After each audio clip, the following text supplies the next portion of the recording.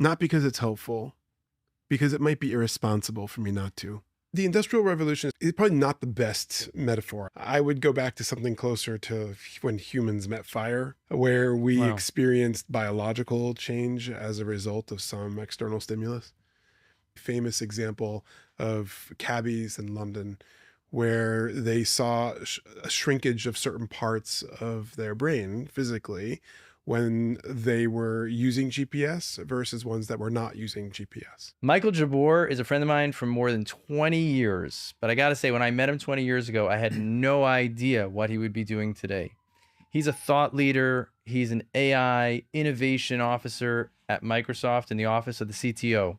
We have a conversation that's not a technical conversation about AI, but it brings the soul of humanity to the intersection with AI and the cusp of all the technology that's unfolding all around us. This conversation sheds light on creativity, work, education, and how all of us can use not just one model, but multiple models to make ourselves not only more productive, but more creative. One of the things that comes out of this conversation is that he uses AI for about 70% of his work during the day, not because he's trying to get it done more efficiently, but because he feels it would be irresponsible not to use AI in the work that he does on a day-to-day basis. Listen to this conversation and see how you can use AI not just to be more productive, but to be more responsible and make a bigger impact in the world. All right, Michael, MJ. Good to be with you. Been a long, long time. This was on short notice. The opportunity struck, and in true fashion, we show up and we make it happen. For the guy who's the AI innovation officer, this is just another example. Like, sure, I could be in Soho on 24 hours notice, no problem. But that speaks to the human connection that we share, and that I think I want to really highlight. I think at the beginning of this year, the beginning of 2025, everyone was terrified that AI was taking over. There was a feeling of being overwhelmed, of being swept up, of scarcity, of fear. And I think here we are at the end of 2025, and I think the vibe is very, very different. So I hope we can get into that and talk about what's happening. But most importantly, what's something that doesn't show up on your resume that you'd want people to know about MJ? I mean, I love humans. Of all ages, I am a person that just loves the experience of life, both its challenges as well as its benefits, and being able to lean into that wherever I can is a huge opportunity for me. So it doesn't matter whether it's AI or it's trying to figure out how to repair some part of someone's body or mind, but it's important, and it's something that has been a thread throughout my entire life. What's your job behind all these words? Innovation officer at the office of the CTO at Microsoft. What's your role? My job is the same job as anyone else at Microsoft, all several 100,000 employees, which is to ensure that we are successful as humans, right? To empower every person and organization on the planet to achieve more. That's our mission. And so making Microsoft successful is really making the world successful. I love that about where I'm working now. So if we think about AI and the time that we're living in, and kind of framing it in other revolutions that the world has gone through, the Industrial Revolution and others, can you give us a little bit of perspective, set the stage of kind of like what we're going through, what's already kind of come through the world, where we stand today, and kind of what to expect is coming next? Sure. The Industrial Revolution is probably not the best metaphor, I would say, for where we are right now. I would go back to something closer to when humans met fire, that kind of thing, where we Wow. experienced biological change as a result of some external stimulus. And that's very much where we are right now, where you're going to see changes. So at the very basic introduction of AIs and technology to humans, you can go back to a very famous example of cabbies that they tested in London, where they saw a shrinkage of certain parts of their brain physically when they were using GPS versus ones that were not using GPS. So the brain and the neural networks in the brain actually changed as a result of using GPS Well, technology. parts of the brain shrunk, they atrophied, actually. So the neural networks is somewhat of a more complex, non-deterministic beast, but yes, physical change as a result of technology influence, and we're in a place right now where that is scaling exponentially. I In think when we met each other, we still remembered people's phone numbers. That would be yes, like another example. yes, that's right. Well, you remember the string of digits. You still Yes. remember their names now, but Yeah, now you're dialed by name instead of dialed by number. that's right. Right. So that transition was also interesting, but it was an easier one than the one that we're going through right now. Right. During the Industrial Revolution, since you brought it up, you did see pretty big changes in how manufacturing was occurring, how precision was achieved, what different types of labor could do different types of work. And a lot of our system today is heavily oriented around exactly what that was versus where we are today. Right. So even school is less like education, which prepares us for ambiguity and situations that we can't prepare for, versus training, which is situations that we can prepare for, right? So educare, the Latin etymology for education, means to pull out, to extract a person's highest potential versus pushing in.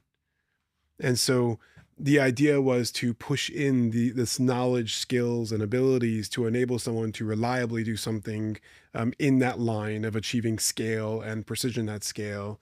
That's industrial revolution, right? Keep in mind, it took 50 years for electricity to be widely distributed across the world. Here, you had ChatGPT going to hundreds of millions of users within months.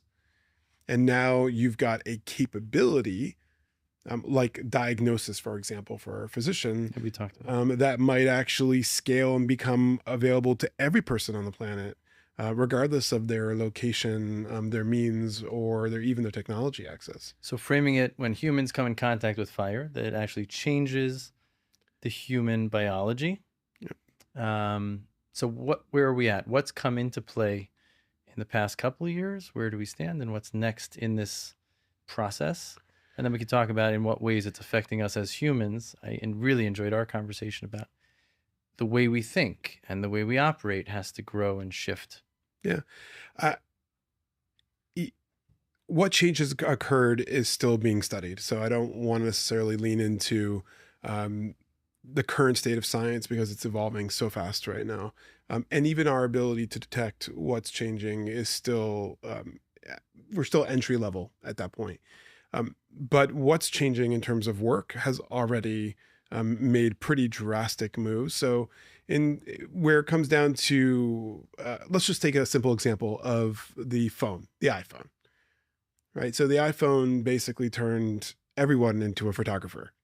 It didn't say, okay, yes, you had to have a DSLR and you had to have X thousands of hours of training and you had this much exposure to these Right. types of subjects. And so now everyone is a photographer, right? Now, when you think about something like making music, for example, like I took some music that I recorded from 20 years ago, which you've heard, and dropped it into Suno, for example, and it just did amazing things with it. Like I had never been able to hear my music with like actual real, drums and an oud and like all different types of instruments that I've always wanted to layer in there. Not to mention extracting the sheet music with an app like Songify. Exactly, right? That's right. You can now extract sheet music. You can bring that sheet music to life. You could iterate with an AI on it. And so that idea of enabling every person to be successful in these really incredible ways is absolutely part one of that. Part two is that jobs will change, right? It doesn't mean that jobs necessarily go away, but they're definitely changing. And for example, you're not going to have like a string of typewriters necessarily that are available to you for typing in some sort of editing studio. You're going to have AIs that are even typing the typewriters for you, so to speak. And so when we look at each of these disciplines, whether it's creative or tactical, technical work, you're going to see AIs be able to learn it. Why? Because AIs will excel at training. They're going to excel less at education related topics. So talk to us about the education. How do people have to think differently? What skills become more of a premium? what things Sure. are being offloaded and what things need to be flexed so that we can succeed. Well, I mean, I'll give a paraphrase or semi quote of one of the universities I spoke to. Spoke at a great university recently. I was talking to the grad students, and the student dean was there. And after my keynote, she was like, "That was crazy," and I was like, "Sorry if I overprovoked the students." And she was like, "No, no, your presentation was great." She was like, "I'm talking about the students." She was like, "It was the first time in a long time that I felt sad." She tells me, because I watched the level of ambiguity that you were throwing at them, and their ability to tolerate it was so low, and I created that. Wow. And it clicked for me. A lot of things clicked when I heard her say that, because she was able to see a system in flux and be able to pivot where most people actually will not be able to see it until it's sort of already past that moment, right? But you're in this school, you're in this system of learning. It doesn't matter like necessarily like the age range, but what are we really spending our time with in teaching these students? Like, how are we helping them? Are we helping them to self-learn so the time that we spend with them is going to be about mentoring and coaching and guiding and extracting their highest potential? So a lot of open questions around like what education is, what it should be. There's some fascinating examples also of schools that have taken this very seriously. Some of the research that Microsoft, just as a to give you some lead in there, that we produced, we did a study in Nigeria with World Bank on education methods, and we're looking at controlled trial where we were looking at a virtual teacher Copilot use and educational outcomes. And what we found was that 6 weeks of Copilot use was equivalent to 2 years of human instruction as far as gained educational outcomes. Explain that in simple English. What did that look like? So, competency, basically, just What being. was the co-piloting? What does co-piloting look like? So, a copilot would be working with an AI assistant of some sort that is helping you and guide you, right? So, if As you're the learner, as the instructor, both? both, right? But let's focus on the learner for now. That was really what the focus of the study was on. So the learner can ask a simple question and just say, "Hey, teach me linear algebra." Right? It's a very broad topic. So the AI has come back and ask you, like, "Okay, like what area of linear algebra do you want to learn?" Or something specific like angular momentum in physics. Looking at the moment of inertia and angular velocity and being able to understand rotational force in that way. And so when you're engaging with this AI, you're really asking it for it to assist you with a very specific topic. In some cases, very specific, like help me push this button on my computer. In other cases, it's teach me a topic. In other cases, it's guide me through this epic of topics. Take the study that you talked about that you did in Nigeria. Was it Nigeria? Yeah. What degree of instruction or training or experimentation was there with the prompting? Meaning, how much did the learner have to know how to prompt to get the best out of the AI versus how much was it kind of relied upon the AI to drive the show? So it's a great question. I'd have to go back and look at the study to confirm, but Even theoretically, if it's not to this. but I believe that it wasn't based on the student prompting at all. Like, Yeah. I don't think that we were running trainings in order Right. to guide their behaviors. Right now, my kids, I do teach them at least some basics that they can remember all the time. You know, sometimes like you spend time like exercising and then you're like, I can't remember what I'm supposed to do right now. So you need like that one or two exercises that you like carry Yes. with you. So for my older kids, I tell them that they should tell the AIs to put the cognitive and emotional load on me before their prompts.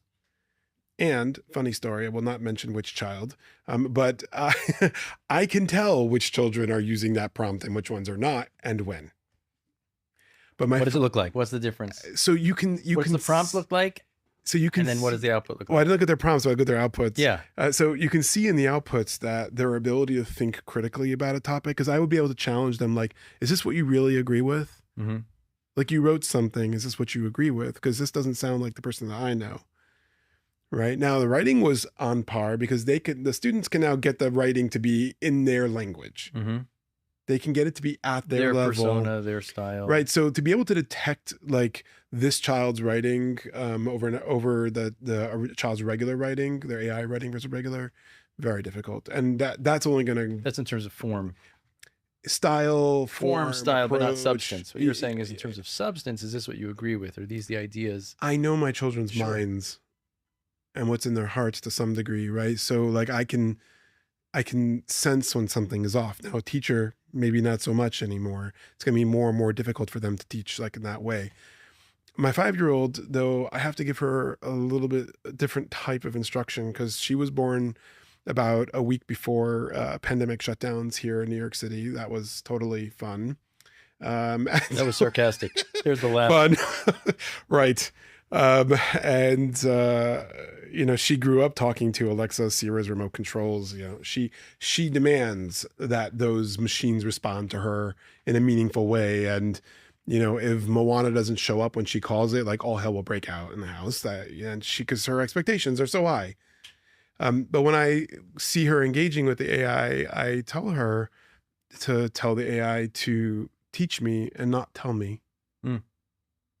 And so even if it says something to her, I have to help make sure that she is continuously going through that process of saying, not just what is the answer to this question, but teach me, right? Give me, guide me, grow me. So many people I find will talk about this great article that you wrote on your Substack, which is amazing. All the articles are amazing, very thought-provoking and very, very helpful for framing like how to approach and think about this whole time and this whole technology that's evolving, the different ways people engage. Like, so even like Google, right? Google search. I grew into the time where Google search became a thing. And I watched how different people were able to find more good content that they were looking for. And other people would find content that it wasn't what they were looking for. And a lot of it had to do with understanding, like, how do you type in a search query? So when you talk about your 5-year-old saying, like, instead of tell me, teach me. So like, what is the prompt?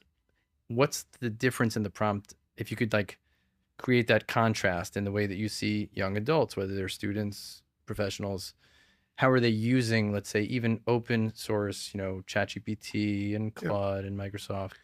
So let's talk about the search engine for my older kids for a moment, because I think that their transformation, their change was very noticeable. With my daughter, it was basically second nature. And I have so many funny stories about her interactions. But my older kids, they've totally transitioned out of the search for information to the search for answers. Mm-hmm. So even for a lot of us, we might naturally go into like a Bing or a Google or some search engine or even ChatGPT, and we would search in that limited way for information. Right. What's a good kids movie for the weekend? Basic information, right? Can you give me information that you have on this type of skin condition? Right. Sure. I can get you information on that, right? So these search engines, search for information versus the search for answers. So when you're asking a question like, how do I solve this problem? That's a very different type of search. Or I need to be in this city for this presentation at this time, and I have this other constraint. What's the best, what would be some solutions or ways that I could go that would save time and effort? And that is a search for an answer, right? So you want someone to go in and do that work for you. So normally you would ask like your friend, your spouse, your assistant, your child to help you to match the constraints, because it's constraints like who wants to do constraint satisfaction. Like that is like the worst type of exercise. And I know a lot of people who are really good at that, but it's a really difficult exercise. But if you ask an AI agent to do that for you, you're already in a totally different world. So you mentioned the Substack. There are 3 different types of modes that I commonly find people falling into. One is assistant mode. Assistant. So assistant mode is that search for answers. I need someone to do a task or tasks for me on my behalf in order to make my life easier. So, hey, you assistant, go do those things for me. What are 3 good coffee places for MJ and me to get a coffee after this? Right. Like as an example. Or, research these 3 articles on the Microsoft study and tell me what their focus was. Summarize this article for me. Exactly. Summarize this article. Like those are tasks that your assistant can do for you. It's kind of blind and a little bit dumb sometimes, depending on how you go about your work with an AI. But that's an assistant, a basic task doer on your behalf. Then there's partner mode. Partner mode. Partner mode, right? So you can think about it just like a partner in business, partner in life, partner in marriage, right? You work together to achieve something. I remember the first time my brother told me, yeah, Chat and we worked on this plan together. Yeah. And I can tell you exactly what it was. I think it was Rosh Hashanah. And we were sitting there talking, and I thought it was the craziest thing in the world. And then I found myself on a flight on the way to a conference, and I need to finish the slides. And not only did I need to finish the slides, but I said, I want to stop working to perfect everything. I just want to get this done in 20 minutes. Help me frame the following concepts into 30 slides. Give me some suggestions. And we were literally working together and asking it to prompt me with questions along the way to check and see. And what I ended up delivering was the best presentation I ever gave. And it was the most efficient preparation because I got out of my own way and I had a partner. And then I turned back to my brother and I'm like, thank you. I laughed in your face when you were talking about it with like this anthropomorphic kind of attribution, but it totally was like a great partner for me. Yes. Would that be an application of what you're talking about? Perfect application. Excellent, way to think about it. And, but I want to extend also your idea around partner. Help me think about an idea that doesn't exist. Yes. Help me think about something that's very difficult for me. Yeah. Right. So now you're almost in like this therapeutic relationship. Yes. I've done that as well. I would say like, I know I have a tendency to get really theoretical. Challenge all the places where I'm getting really abstract and challenge me to come up with practical applications for the audience. Make sure I don't drift. Hey, that's another great example. Or right? Here, take this piece of writing and show me all the places that I need to challenge where my ego is getting into this. Yeah, here, I'll give you a specific prompt that you can use. Please. So some of my articles, I wander.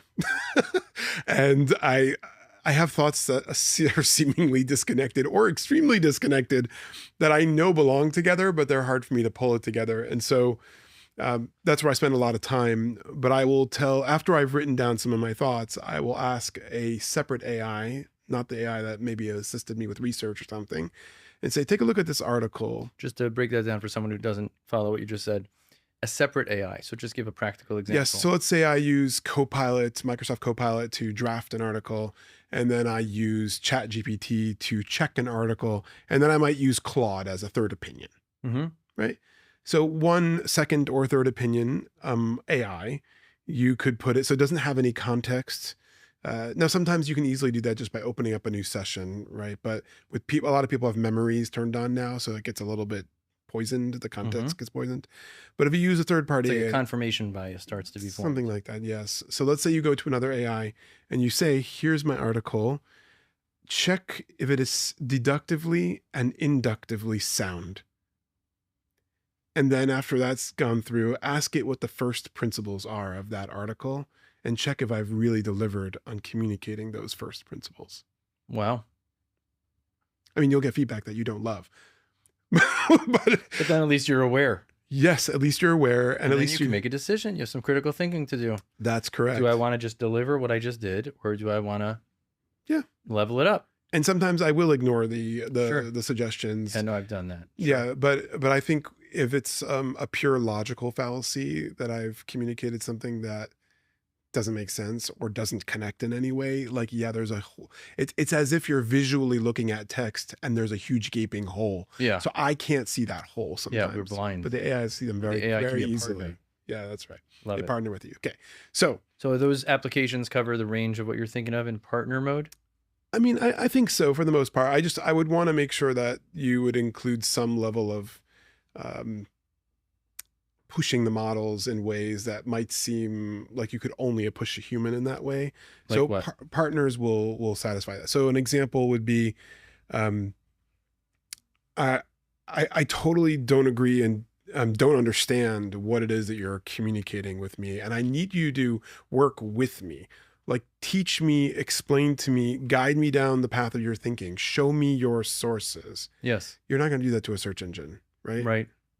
So you're not even, it's fact checking. It's checking hallucinations or skipped steps or skipped resources. That's right. And it also might be the difference between having one assistant Yes. versus multiple assistants, right? So it's the equivalent of having multiple minds, Yeah. multiple assistants in that loop, right? Like, I don't want one type of editor to look at my sound. I want 4 different types of editors, because now I find it fascinating. We'll come back to it, but like, it's all based on mathematical frameworks and logic, and yet you would think 1 + 1 = 2. But when you give instructions and you say use these 3 sources to provide such and such information, and then you'll read it and I challenge and I say, well, it doesn't seem like you really used source number 2 at all. Yeah. You're right. I didn't. Yeah, so we might have to come back. That's a big topic. That's, hallucinations. But the challenging, right? There's hallucination and then there's omission. I mean, that's right. Well, yes, and I think that that's a particular type of filtering bias that occurs. Yeah. Right. So okay, so we got assistant mode, yes, partner mode, yep, and then explorer mode. Oh, that sounds good. Let's explore that. So, explorer mode is great. I feel like I live probably like 80% of my current AI existence inside of explorer mode. How much of your life do you live in your AI existence? I mean, I be honest. Would love to say it's very little, but it's very integrated into the way I think and solving problems. That's a very Jewish answer.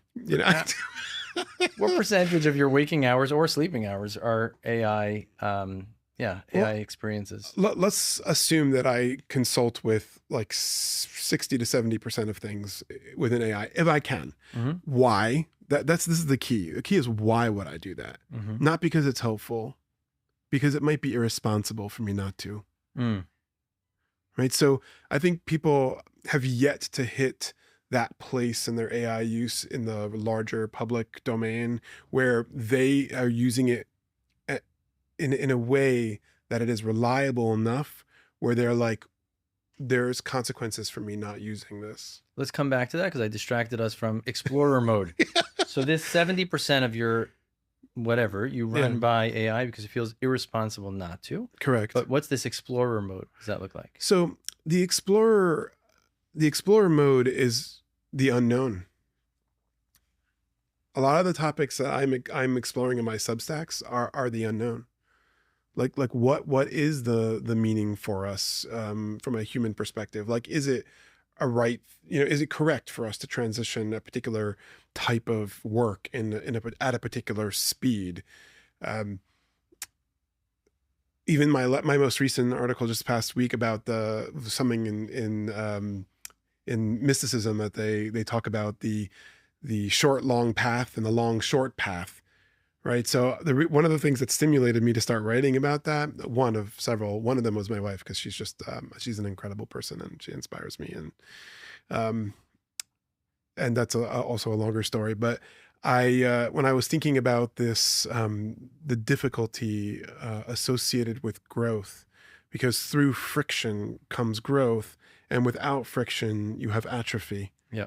And so I was wondering to myself, okay, just for background, for those who don't understand, who don't know that teaching, right? It's you have a short path. Let's say a person has 2 paths to choose from. One of them is just filled with poisonous thorn bushes, and it's very difficult to get through. It smells terrible, but it's short. It's like 10 feet long. Right. Versus a long path, which might be a little bit windy, but smells great. And how you're having more than enough space to walk along it. And in the end, by the time you go down this long path, you get there before the short path. Right. So you and in better shape. And in better shape. You're alive. Right. So there's a competing idea with this also from like some mystical backgrounds around friction. Right. So, but to bring it down to earth, if I had to break all of my patient base down, I could break them easily down into 2 categories: those that can tolerate increasing doses of friction and those that cannot. Mm-hmm. And typically those that can will be successful in some form of therapy. Yeah. right? So I was thinking to myself, okay, so friction is good, but the short path seemed bad. I was like, like, what's the role? And I'm always struggling with our cognitive ideas around friction. And so I wanted to explore that topic. Here's a very clear paradox, a very clear conflict of ideas and conflict of even the emotions associated with those ideas. Like, is it possible that AI could help me understand where I sit in those areas, Hmm. what the research says about those areas, and to write about it, like to actually explore a somewhat unexplored or maybe fully unexplored topic? So that's more in the philosophical domain. But So what what did that about look like? Give us like a little window into your AI experience there. so for me, it looked I like me. sense that you could tolerate friction. I mean, That's my read, but for I'm be- not Copilot. for better or worse, like yes, I think life set me up for being able to tolerate some level of friction. Mhm. And I've had interesting and also challenging experiences that have enabled that for better or worse. But I would say for better. Right? I think ultimately I became a different person, a better person, more alive, more connected to what life actually is. Comes back to what you shared at the beginning. You love humans. I love humans, but also loving humans means that you love the mess. Right? Like if you're looking for a cold existence where a child just doesn't break anything, doesn't mess anything up, then Kind of then locked into assistant mode. you're kind of lucky. Thank you. That's exactly what it is. You gotta be ready for the abyss. You got to be ready, right? For the Mess. unexplored, Unexpected. the most unexpected Expect the areas. unexpected. Totally. Exactly. If you could do hard things become easy. Exactly. Right. Easier. Easier. And So so, yeah. so So this, what so did this the AI topic was exploration look difficult. like? The topic was difficult for me, and I was just trying to struggle with it. And, um, because I appreciate both. So I appreciate what looks like the short long path, and I appreciate what looks like the long short path. And I was thinking about like things that are abstracting it to other areas, right? Like education. Hmm. How long do you stay in education? Is that the long short path? So I had a lot of open questions about my own ability to wander and my own relationship with friction and what is good friction, what is bad friction, is it definable, is it researchable?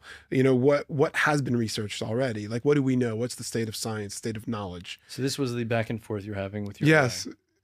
Yes, because there wasn't an article that I could read and that would answer this question. So it was like the conversation we're having now. Yeah. Kind of like a spontaneous, unstructured, developing Well, we totally did not plan for this exploration. conversation, so it is. By It is. definition. But It yeah, is- no, but I'm saying it's different than, as you said, assistant mode might be like search, looking for information or for answers. Yeah. Partner would be a thought partner with me, help me see what I can't see. Yeah. But this would be like a spontaneous conversation of exploring and just riffing on where things go. That's right. Yeah, and at a certain point, that'll also happen with movies and music and other areas. Explain that. So We talked about this. You were talking about how your kids may not know the difference between human generated music and AI generated music. yeah, they can't tell, but also what I figured out is that I showed some adults the AI generated versions of my music, and they also couldn't tell. Yeah. Which I thought was totally fascinating. I was like, so what's the value of me playing? You could ask what's the value, and you could ask like what's the loss. All those things. Yeah. Right. So yesterday I was with my daughter and we were just playing and she was like, can you put music on? I was like, sure. And because sometimes we'll dance and, break out 5-year-old dance parties are always fun. And she was like, but I want your music. Can you put your music on? And my kids don't usually ask for my music from like 20 They don't ask years any ago. of those stuff. I know. They don't. Like, it's like, can I read Really? Okay, sure. yeah, can I read that article you wrote, Papa? No.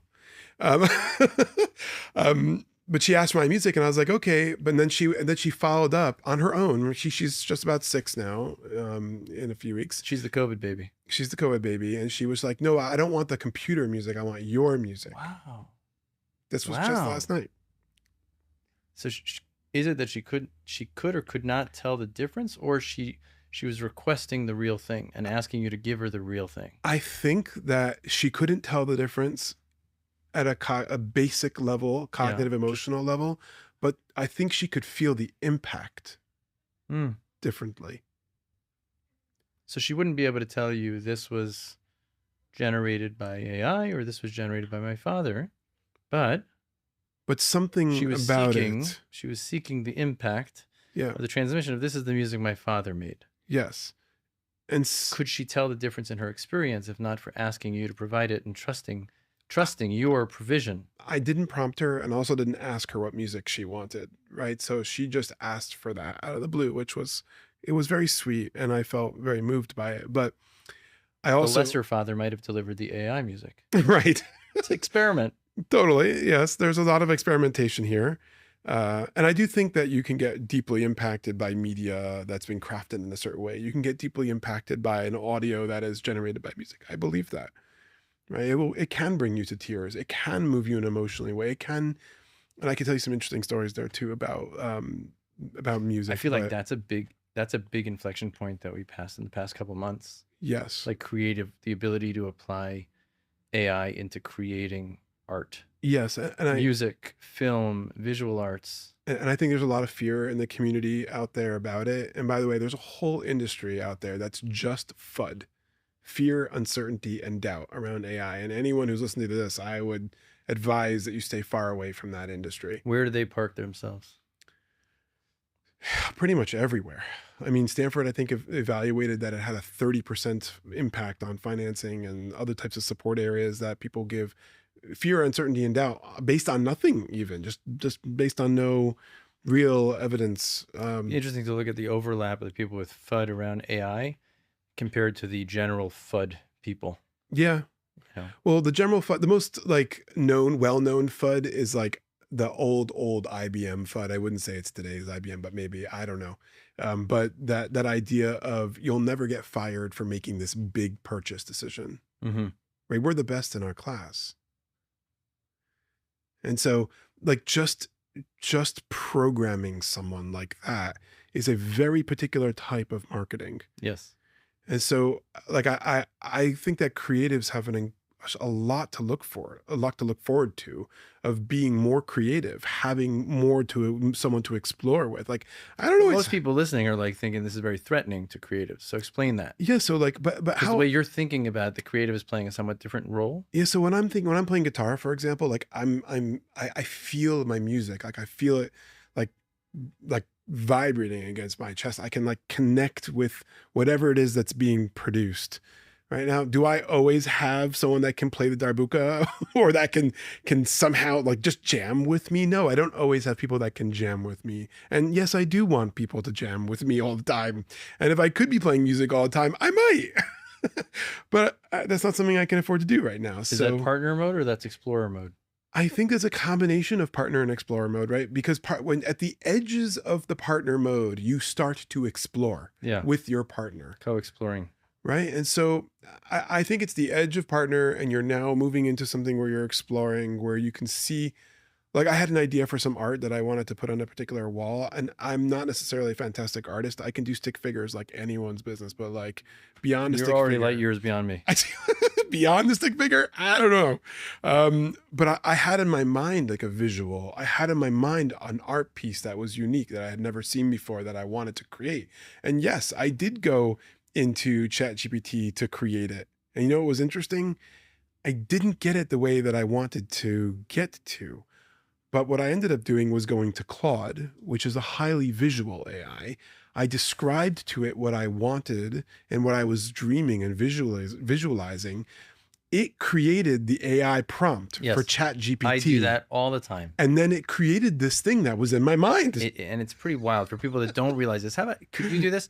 Could you, like, there's a style of basketball that's East Coast, and there's a style that's West Coast. And you could describe it as like faster paced, more fast breaks, less half court sets. That's West Coast. East Coast is much more slow it down, half court sets and so on. Just a broad stroke.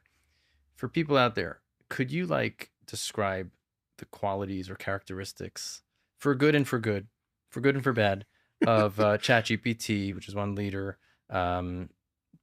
which is OpenAI, and then you've got Claude, which is Anthropic, and then you've got Copilot, which is Microsoft, and any others. But could you give like a little bit of a character profile? Sure. So Microsoft Copilot uses both, firstly. And I would say that that is designed for the safest type of use, both for kids and for adults and in an enterprise setting. So as far as the safe for work, good for work AIs, I think Copilot stacks the highest. It also understands constructs very more natively, like what a Teams transcript versus like a Word document and how to navigate those things. Like I find Copilot in Teams to be fantastic. Like I think it's excellent at recording meeting notes in context and can answer great questions. So that's my go-to for that. Work, right? When it comes down to ChatGPT versus Claude, both very interesting. ChatGPT has got over 80% of the market share. So like the easiest way to think about it is that they're great at 80 to 85% of the tasks. So like, you go in there, you're like, hey, look this thing up, do this thing, fix this. Assistant mode. Fix the grammar. Assistant mode. It's great at assistant mode.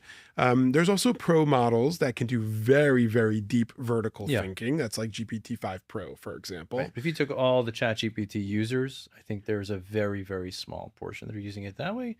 Generally speaking, like you said, it has the most market share. And a lot of people, would it be fair to say, most people are using it for assistant tasks. Yeah. Assistant tasks. Mode. Searching even. Yeah. Right. So searching, helping, assistant, feedback, all that stuff, all the partner kind of mechanisms, it does really, really well. I feel like Claude is my people, just for the record. So I do have a bias. I'm super interested in hearing how you characterize Claude. Yeah. In relation to my people, your people, it's all, look, even in AI, we're going to have like tribes. Yeah, I totally tribal. Get it. I totally tribal get it. AI. I totally understand that and agree. Like we're going to have a lot It's an of open that. tent. Like you could eat kosher and halal under one tent. We can do Copilot and Claude and ChatGPT all under one tent. And yeah, that's my tent. My tent's pretty large. I include other models too. But I do think that Claude is a deeper thinker, not in the sense of like just vertical depth, but I feel like the way that it approaches a problem is very holistic or robust, and it like will catch things that I will catch, or it will emphasize something that I will emphasize versus like just what is the most appropriate thing for this setting, which to me feels like a grade average, right? This will go to the edge a little bit more and say, these are ideas that I'm thinking, seeing. I also find Claude to be a much more visual model. So not in producing visuals. Producing visuals also front ends for front ends, yeah. So front ends for applications, I think most people are thinking of though about making like cartoons and memes. No, so it doesn't do that. It doesn't generate images like that. Right, like code for a front end. Yeah, but like I for Substacks, my Substacks, I generally like to include some sort of AI generated image. Like I thought you drew those. No, I definitely not. I will ask Claude to think through the problem and generate the prompt in order for AI. And I actually connected them together. So Claude can now use OpenAI to generate the image that it thought of. Yep. Right. So I do that regularly. And so I find that Claude has that level of depth, but it also doesn't do a great job at like managing its tokens and managing large documents. Terrible. So like some of the surrounding ways that it manages artifacts, I feel like will grow and we'll get there, but are not there yet. Yeah. But even in the development area, like Claude Code is excellent at developments on the coding side. I think of it as like, when would you use a journal, or when would you use an iPad, or when would you use a laptop? They each have a time and a place. It's not one is good and one is bad. That's exactly right. And we're not even in the era of like flavored AIs yet, but we'll get there. What would your flavor be? So I think my flavor would be very eclectic, kind of like me. No surprise. I think, right? Like I would want it to like really push hard on the edges, the things that were like less average, that were less common, and to be able to report back to me on something and say, hey, yeah, I was just thinking about this odd thing. Like I want to hear those. Like when I'm with students, I don't need them to give me the answer that I'm expecting. Right. Right. By the way, a great teaching tip that one of my friends at Microsoft picked up because she's a teacher. I'm not in that respect, like a traditionally trained teacher. Well, I'm your student, so that makes you a teacher. Okay, fine. So I'm a teacher for this minute. And she said to me a long time ago that when I was giving keynotes and lectures, at the end, I would ask, does anyone have any questions for me? And I would get like minimal questions. I would get some who would be courageous enough to jump in and be like, I have no idea what I'm doing, but here's what it is. She just made like this 1 or 2 word correction to say, what are your questions? Mm-hmm. Does anyone have any questions? Nope. I just got an out. If you say, what are your questions? Means I believe you have a question. I know that you have a question. I have faith. I trust that you have a question. What is it? Right. And being able to extract that kind of thinking and, and even a lot of my keynotes are all questions. They're more questions than they are answers. Yeah. Right. So the art of the good question. Yes, and I want an AI that is going to do more of that with me, for me, to me, right? To ask me those questions, to be able to partner with me in that mode, to assist me in that mode. And so you're going to have those types of flavored AIs that are unique to a person's context, to their life story, to what they're trying to achieve, how they're trying to achieve it, and we're seeing just the opening act of whatever that might be.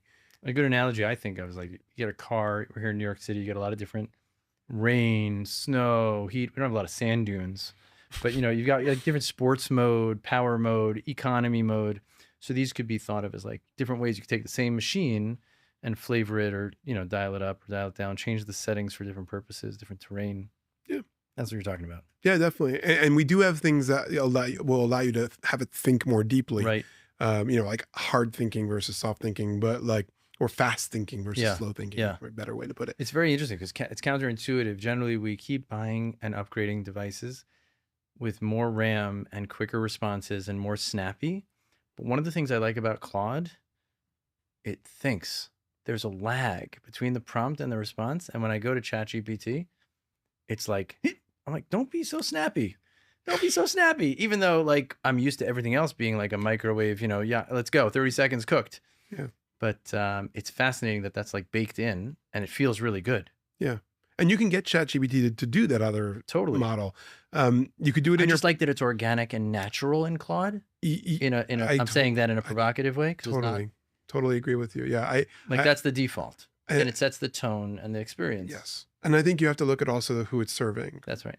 Right? Like what is the most tasks that are done and what do people mostly want in ChatGPT versus mostly what do they want from Claude, right? So like for me, I don't do them as competitive as at all. Like I'm using them totally in partnership. I have them partner with each other. Totally. Continuously. It's like consulting with people on both sides of the aisle. Yeah, that's right. What would you say as we come to the end? What would you say is like the most exciting, promising application that you either are currently using it for or look forward to seeing how it can solve problems in the world? And then contrasting that with some of the greatest concerns or risks of what can go wrong. Sure. So tiny topic to end on. Small topic. So, just like one anecdote was top of mind. We won't go too deep. Right. So 3 areas. One thing I would say to preface, we might have even sat in the same lecture where it was a discussion about discussion about human beings. And if we look at, let's say, the Holocaust. So Hitler demonstrates the full extreme of evil and destruction and the worst of what human beings can do to other human beings. And this person, I think it was Usher Wade, was talking about the fact that he also teaches us and inspires us that if he could take it this far to the side of evil, then we could take it this far to the side of good. And I think about that with the internet, and I think about that with technology. And I once heard someone else say it's like kitchen knives. Everybody has kitchen knives in the kitchen, but you better watch how the kids are using them or something dangerous could happen. But no one would cook without kitchen knives. So anything that has a power for the good also has the risk of doing harm. So without being a fudder, seeing the full potential, but recognizing we have to be intentional. I'll never call you a futter. Don't worry. Thank you. I'm worried about people that are listening that are futters. Some of the people that listen to this are futters. I Don't be that. a futter. Don't be a futter. Don't I be agree. A futter. What's the opposite of a futter? I'm not sure, but an optimist. Fear, uncertainty, doubt, and doubt. So we'll think of the opposite. Comment on this. Let us know what you think. Yeah. Okay. 3 areas. Yeah. In society, the areas at least I pay a lot of attention to: work, medicine, education. Yeah. So, as our CEO Satya has said several times, this is the first time in history where it's very possible that every person could have a Stanford doctor and an educator in their pocket. Mm-hmm. We're at that point in history, right? Smartphones are ubiquitous pretty much everywhere in the world. And access to the internet is becoming more ubiquitous everywhere. You're going to be able to have access to knowledge and information in a way that has never been seen before, and will make the internet look very small. Say that last part again. So when it comes down to the access for information, right? The access to getting educated, to growing in all those ways, you're going to see the information that was distributed in the internet will be small in comparison. It will be microscopic in comparison to what you're seeing right now. Right now, not in 3 years from now. Right? Just the more that you access it. Right? I think right at this moment, when we're accessing all these AIs, remember that the aperture is this big. And so it's like trying to extract the world's knowledge through the mouth of a 5-year-old and the mind of a 5-year-old. That's the current status.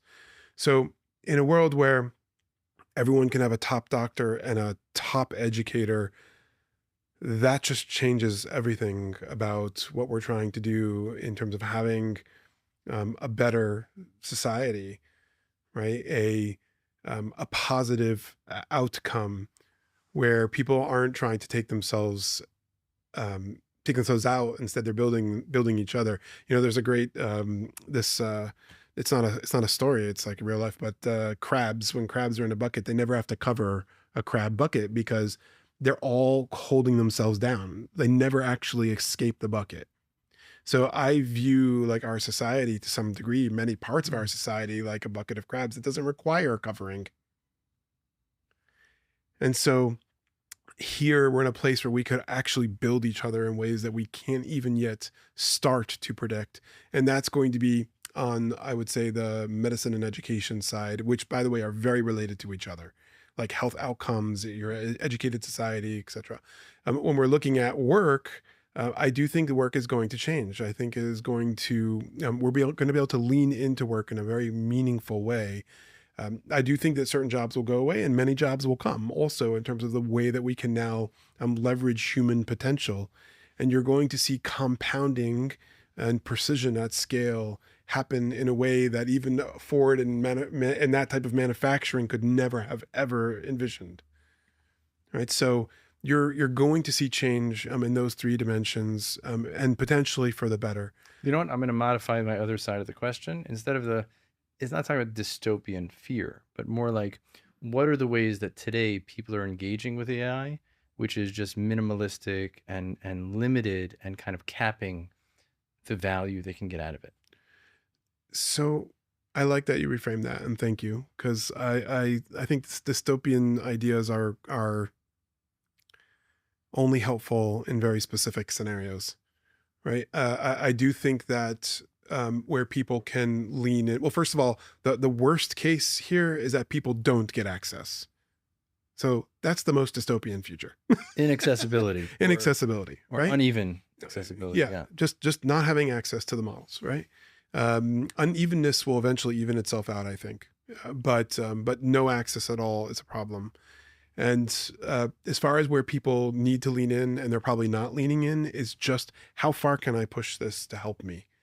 Right. So ask the AIs to ask you 10 questions amidst the prompt or in this conversation, in this dialogue. I think the example you gave that I've come to is also asking Claude to help create a prompt to prompt ChatGPT, but you could do it within a model, like you're saying, like, Yeah. help me flesh this out. What 10 questions should I be asking? That's right. Yeah.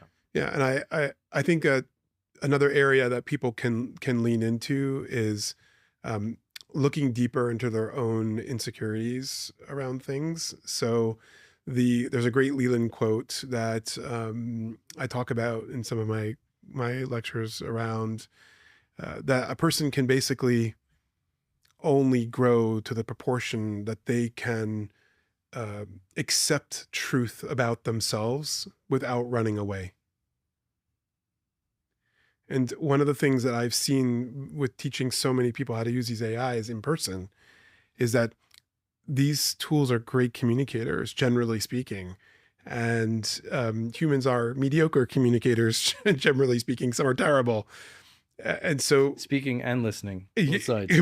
both those things. We don't like to hear everything that we have to hear. Correct. Myself included.